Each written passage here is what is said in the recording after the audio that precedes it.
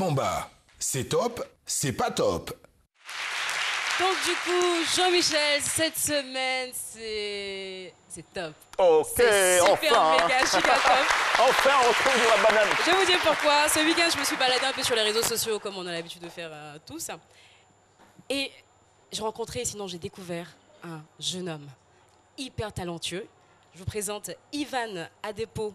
Il a 12 ans, il est en classe de 4e et il a publié son tout premier roman. Ah, c'est super. Rose Miller, à l'école royale. 12 ans seulement. Ah ouais, 12 ans seulement, classe de 4e. Et je me suis dit, dans une société où à 12 ans, on est en train de jouer à la PlayStation, devant la télé, sur la tablette ou dehors en train de jouer au foot, lui il se dit, j'ai des choses à dire quand même. Non seulement il lit, parce que pour pouvoir écrire, il faut lire surtout, mais surtout il écrit. Et il se dit, à travers ce roman, je vais faire passer un message. Pour dire qu'en fait, finalement, prendre conscience de l'impact qu'on a dans la société, ça n'arrive pas à un âge particulier. On peut pouvoir avoir 10 ans et puis être conscient, en tout cas faire partie de cette génération consciente pour parler comme Claude-Iciard. Et j'ai trouvé ça vraiment tout simplement génial. C'est un enfant pas comme les autres. Mais franchement, je trouve que c'est vraiment ingénieux. Et la thématique, on va dire que le livre parle d'une princesse qui met sa vie en danger pour sauver son royaume, pour protéger son royaume. Donc c'est vraiment là la prise de conscience. Ils se rendent bien compte que dans une société de façon générale, il y a des personnes qui doivent donner de leur personne justement pour que les choses bougent, pour protéger notre si belle société. Et franchement, Ivan Adepo, moi j'ai hâte de te rencontrer. Mais vraiment, j'ai hâte d'en savoir un peu plus sur cette magique histoire, vraiment. Pourquoi pas inviter à ce midi, ça pourrait être cool.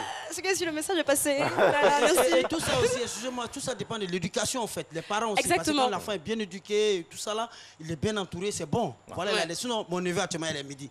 Foutou, il est assis dessus là. Je sais ça. Non, moi je trouve que c'est sympa. Et à force de répéter que les enfants ne lisent pas, les jeunes d'aujourd'hui ne lisent pas, finalement ils vont se mettre en tête qu'il ne faut pas lire. Alors que franchement, la nourriture de l'âme, c'est quand même la lecture. Et aujourd'hui, c'est hyper top. Moi j'ai passé un bon week-end, je pense que c'est ça.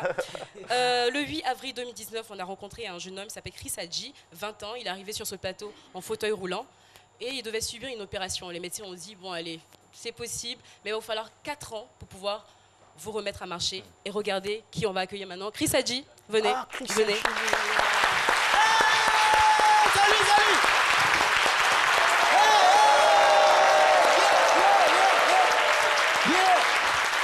On se souvient, il avait fait un passage remarquable sur le plateau de ce midi. Venez près de moi.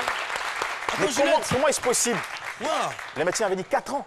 4 ans. Et lui, je crois que son passage était au mois d'avril, donc à peu près 6 mois. Et vraiment, je vous dis, il est venu en fauteuil roulant. Et son témoignage était très édifiant. Voilà.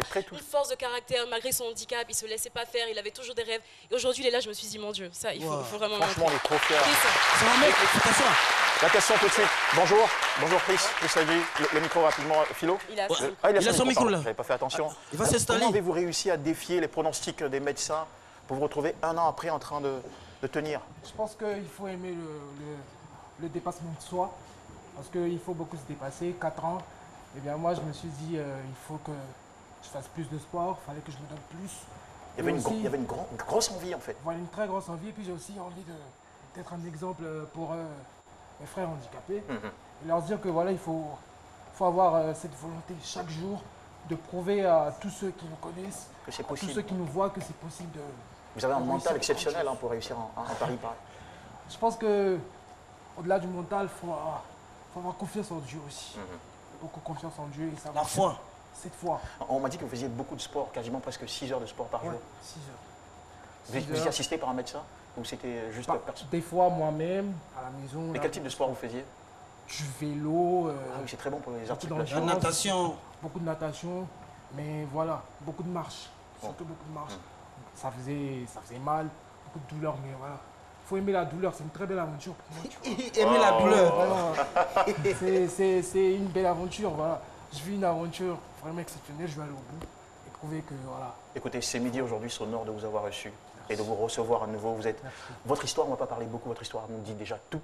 On est vraiment très fiers de cet exemple de combativité, de courage et de l'exploit finalement.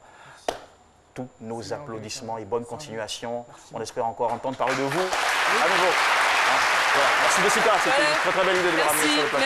Merci. Je tiens à préciser qu'après son passage, il a reçu beaucoup d'encouragement, mais surtout de l'aide de l'État et tout ça. Donc pour dire que voilà, on fait quand même un travail remarquable. Nous remercions tous ces grands cœurs en Côte d'Ivoire. Merci beaucoup Chris Hadji. Ça va le mec, je le raccompagne. C'est qui, tu vois? Mesdames et messieurs, comme il est gentil. Tu vois? Merci mec. Jessica, en tout cas, vous nous avez régalé. Alexandre Branger,